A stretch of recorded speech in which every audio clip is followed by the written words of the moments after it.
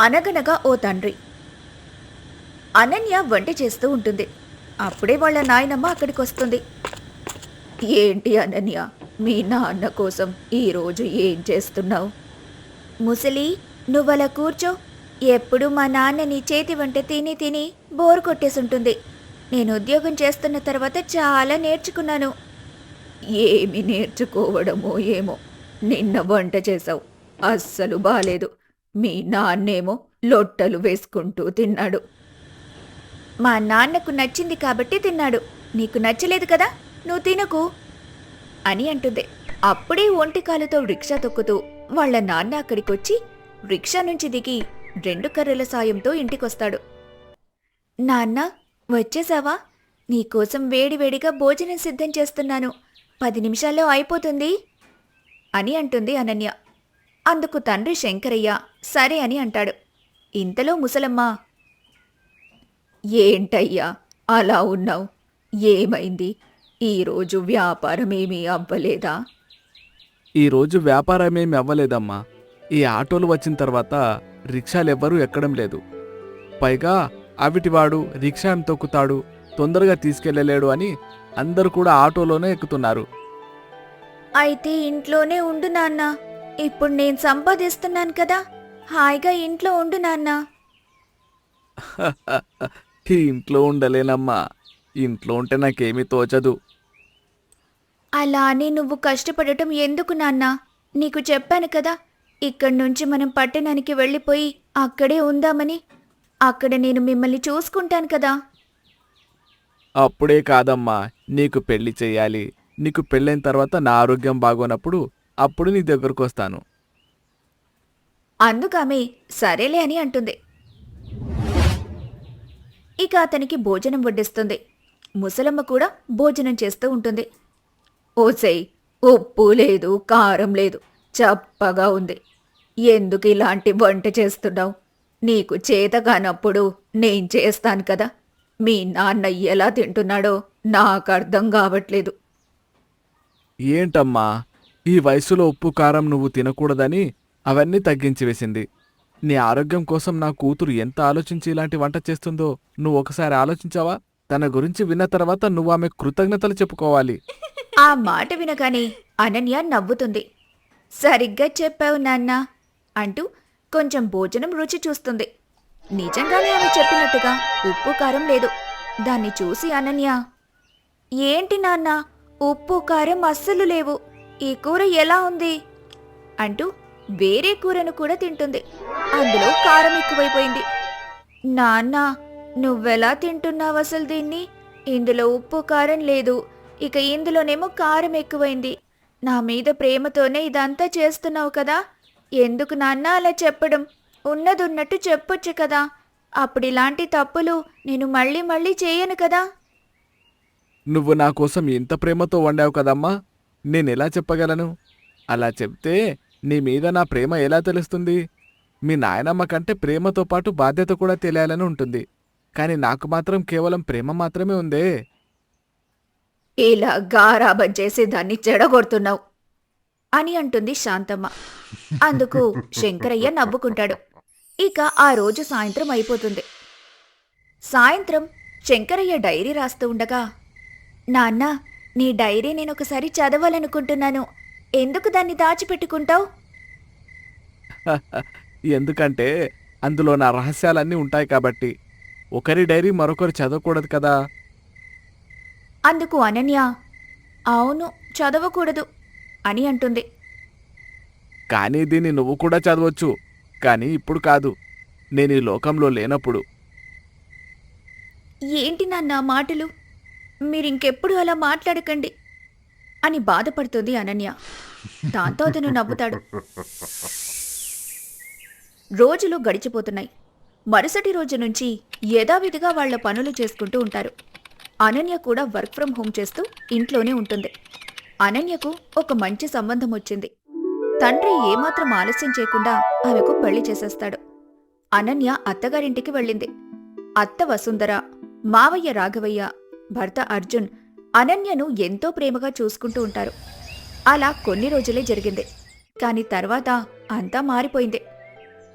అత్తగారు చీటికి మాటికి అయిందానికి కానిదానికి తిడుతూ ఉంటారు. దాన్ని చూసి భర్త కూడా తిడుతూ ఉంటాడు. ఆమెకు సపోర్టుగా అస్సలు మాట్లాడాడు. మావయ్య కూడా ఆమెను తిడతాడు. ఆ ఇల్లు అనన్యకు మొదట జైలులా అనిపిస్తుంది. తర్వాత నరకంగా మారుతుంది. ఇలా ఉండగా ఒకరోజు అత్తగారు వసుంధర, ఏమే మహారాణిలా ఆఫీస్ పని అంటూ ల్యాప్టాప్ ముందు కూర్చుంటే ఇంట్లో చాకరీ ఎవరు చేస్తారు? నీకు జీతం వస్తుందని పొగరా? లేవమ్మా, ముందా గిన్నెలన్నీ తోము అని విరుచుకుపడేది. అందుకు అనన్య, అత్తయ్యగారు, ఆఫీసులో అర్జెంట్ మీటింగ్ ఉంది, ఒక్క 10 నిమిషాలు అయిపోయిన వెంటనే పని చేస్తాను అని బతిమాలుతూ ఉండగానే అర్జున్ అక్కడికొస్తాడు.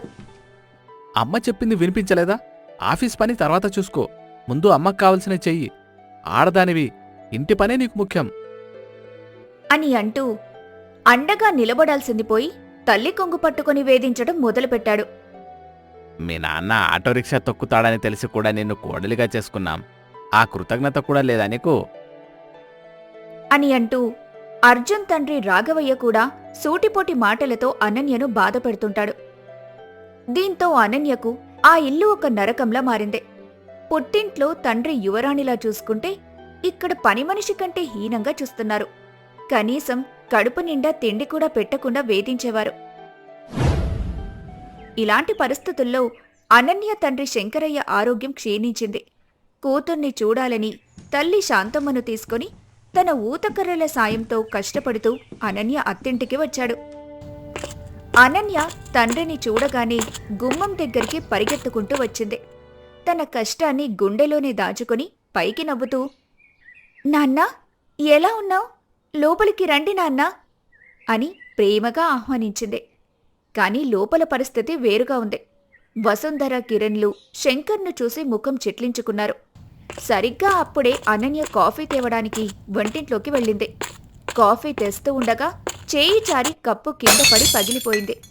ఆ శబ్దానికి వసుంధర లేచి వంటింట్లోకి వెళ్ళింది. ఏమే, కళ్ళు కనిపించడం లేదా? వచ్చిన శనిగాళ్లకి కాఫీ పోయడం చేతగాక నా పింగాణి కప్పులు పగలగొడతావా, దిక్కుమాలిందానా అంటూ అనన్యను అందరి ముందు గట్టిగా తోసింది. ఆ దెబ్బకు అనన్య గోడకు గుద్దుకొని కన్నీళ్లు పెట్టుకుంది. నేను ప్రాణం కంటే ఎక్కువగా పెంచుకున్న నా కూతురు ఇక్కడ బానిసలా బ్రతుకుతోందని అర్థమైంది. నా కళ్ల ముందే కూతురు అవమానించబడుతుంటే ఈ అవిటి తండ్రి నిస్సహాయంగా చూస్తూ ఉండటం తప్ప ఏమి చేయలేకపోతున్నాడు అంటూ బాధపడతాడు. శాంతమ్మ కూడా ఏమీ మాట్లాడదు. అనన్య కన్నీళ్లు తుడుచుకొని బయటకొచ్చి, ఏం లేదు నాన్న, చిన్నదేగా అని తండ్రితో అంటుంది. అమ్మా, మనం వెళ్దాం పద, ఇక్కడ మనం ఉండకూడదు. అయ్యో నాన్న, ఇప్పుడే వచ్చి అప్పుడే వెళ్ళిపోతావా? ఈరోజు ఉండి రేపు వెళ్ళు నాన్న. వద్దు తల్లి, నేను మందులు వేసుకోవాలి, వాటిని మర్చిపోయాను. ముందు అర్జెంటుగా వెళ్ళి వాటిని తీసుకోవాలి. నువ్వు జాగ్రత్తమ్మా అని అబద్ధం చెప్పాడు. కాని అతని మనసులో, నేనిక్కడుంటే నా వల్ల నిన్ను ఇంకా ఎక్కువ మాటలు అంటారమ్మా, అవి నేను భరించలేను తల్లి అని బాధపడుతూ ఉంటాడు. శంకరయ్య తన 2 కర్రల సాయంతో గుండె నిండా బాధతో వెనక్కి తిరిగి చూడకుండా తల్లితో పాటు అక్కడ్నుంచి వెళ్ళిపోయాడు. అది చూసిన అనన్య గుండె తరుక్కుపోయింది. ఆ సంఘటన జరిగిన కొన్ని రోజులకే శంకరయ్య ఆరోగ్యం పూర్తిగా పాడైంది. మానసిక క్షోభతో మంచం పట్టాడు. చివరికి అనన్యను చూడకుండానే కన్నుమూశాడు. ఆ ఊరి నుంచి సింగయ్య అనే వ్యక్తి తండ్రి చనిపోయిన కబుర్ని అనన్యకు తీసుకొస్తాడు. ఆ విషయం తెలుసుకున్న అనన్య పరుగు పరుగున తండ్రి వద్దకు బయలుదేరుతుంది. తండ్రి నిర్జీవంగా పడి ఉన్నాడు. అనన్య ఏడుపు ఆకాశాన్ని తాకింది. నాన్నా, లే నాన్నా, నన్ను విడిచి వెళ్ళిపోయావా? నీకు నేనంటే ప్రాణం కదా, ఒక్కసారి లేచి నన్ను అమ్మాని పిలువు నాన్నా. నువ్వు లేకపోతే నేనెవరి కోసం బతకాలి నాన్నా అంటూ ఏడుస్తూ ఉంటుంది. ఒరేయ్, నన్ను వదిలిపెట్టి వెళ్ళిపోయావా? నాకు తల కొరివి పెట్టకుండానే వెళ్ళిపోయావా? అయ్యా, ఒక్కసారి లేవయ్యా అంటూ రోదస్తుంది శాంతమ్మ. కొంత సమయం తర్వాత అంత్యక్రియలు పూర్తయ్యాయి. ఇల్లంతా శుభ్రం చేస్తూ ఉండగా శంకరయ్య రాసిన డైరీ అనన్య చేతికి చిక్కింది. అందులో చివరి పేజీలో ఇలా రాసుంది. చిట్టి తల్లి అనన్య, నువ్వు ఈ డైరీ చదువుతున్నావంటే నేను ఈ లోకంలో లేనట్టే. ఈ రోజు నీ ఇంటికొచ్చినప్పుడు నిన్ను వాళ్ళ అన్న మాటలు నా గుండెల్లో ముళ్ళులా గుచ్చుకున్నాయి తల్లి. నిన్ను యువరాణిలా పెంచాను, కానీ అక్కడ నువ్వు బందీగా మారావు. నాకు తెలుసు నా ఆరోగ్యం బాగోలేదని, నా కోసం నువ్వు ఈ నరకాన్ని భరిస్తున్నావని. నేను బ్రతికి ఉంటే నా కోసం నువ్వు ఇంకా కష్టాలు పడతావు. అందుకే వెళ్ళిపోతున్నాను తల్లి. ఇప్పుడు నాకు విముక్తి దొరికింది. ఏదో ఒకరోజు వాళ్ళు నిన్ను అర్థం చేసుకుంటారు. ఈ డైరీ నీ భర్తకివ్వు. దీన్ని చదివితే ఖచ్చితంగా వాళ్ళు మారుతారు. నువ్వు దీన్ని చదివి మీ భర్తకిస్తావని ఆశిస్తూ ప్రేమతో మీ నాన్న.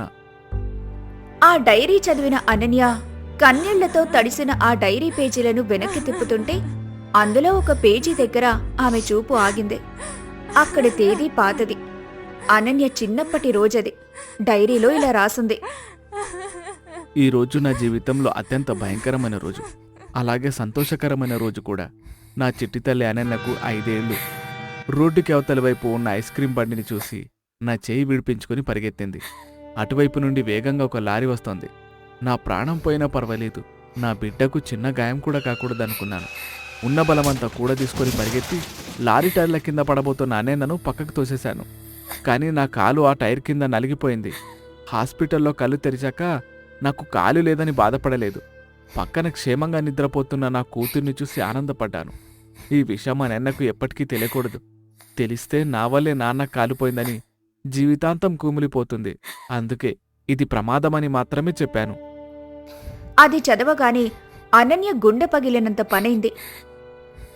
నాన్న, నా ప్రాణం కాపాడటం కోసం నీ కాళ్లను పోగొట్టుకున్నావా? ఇన్నాళ్ళు ఈ నిజాన్ని దాచావా నాన్న అని అంటూ గట్టిగా ఏడుస్తుంది. ఆ ఏడుపు విని అనన్య భర్త అర్జున్ గదిలోకొచ్చాడు. అనన్య చేతిలో ఉన్న డైరీని తీసుకొని ఆమె ఎందుకు ఏడుస్తుందో అని ఆ డైరీ వైపు చూసి దాన్ని చదవటం మొదలు పెడతాడు.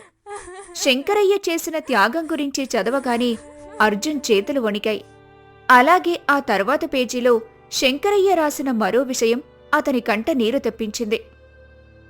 అనన్య తల్లి చనిపోయాక ఎక్కడ రెండో పెళ్లి చేసుకుంటే వచ్చే సవితి తల్లి నా బిడ్డను ఏడిపిస్తుందో అని పెళ్లే వద్దనుకున్నాను. నా బిడ్డకు తల్లినయ్యాను, తండ్రినయ్యాను. తను ఆకలి అంటే నేను పస్తులున్నాను. తను నవ్వితే నేను బ్రతికాను. కాని ఈరోజు ఆ అత్తారింట్లో వాళ్ళు నా కూతుర్ని కన్నీళ్లు పెట్టిస్తుంటే ఆ తల్లి లేని పిల్ల గుండెకోతను నేను చూడలేకపోతున్నాను.